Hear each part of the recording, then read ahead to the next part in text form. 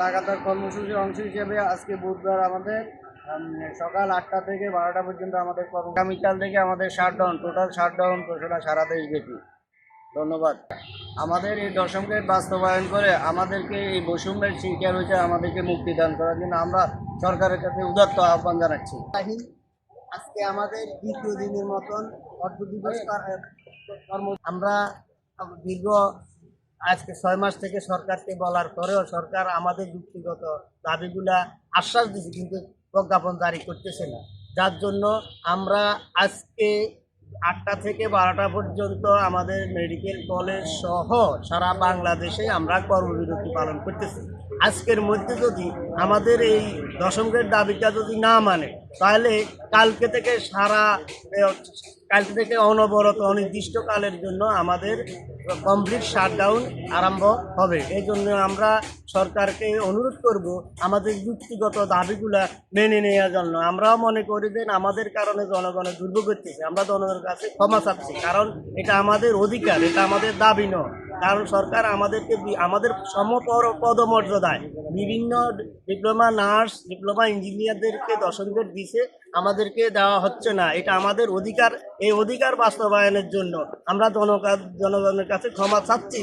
আমাদের দেয়ালে পিঠ হয়ে গেছে, আমরা দশম গ্রেড ছাড়া আমরা আর ফিরে যাব না। আমরা আজকে 4 ঘন্টা, এরপরে আগামীকাল থেকে কমপ্লিট শাটডাউন। আমরা বারবার আশাহত হচ্ছি, বারবার আমাদেরকে বঞ্চিত করা হচ্ছে। আমরা আর বৈষম্য চাই না। আমরা একমাত্র ডিপ্লোমাধারী যারা বাংলাদেশের দশম গ্রেড পায়নি, আর সবাই পেয়েছে। আমরা আমাদের দাবি সকলের কাছে পেশ করতেছি। 1999 সালে একটা আইন জারি করে সমযোগ্যতা সম্পন্ন সকল ডিপ্লোমা একই গ্রেডে থাকবে।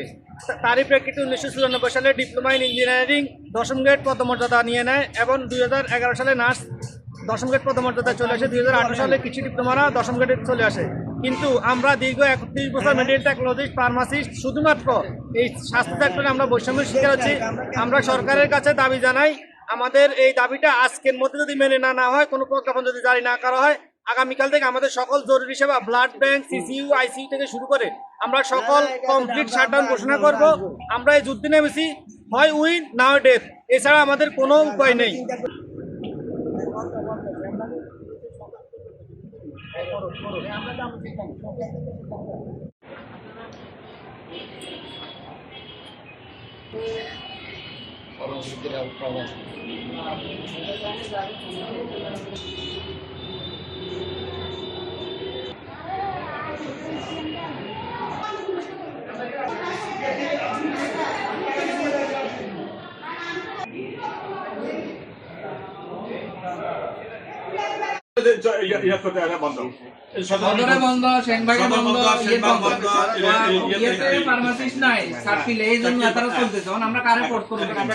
পরীক্ষা নিছে না, প্রাইমারি অ্যাডমিনিস্ট্রেটর শুধু একা পরীক্ষা নিছে।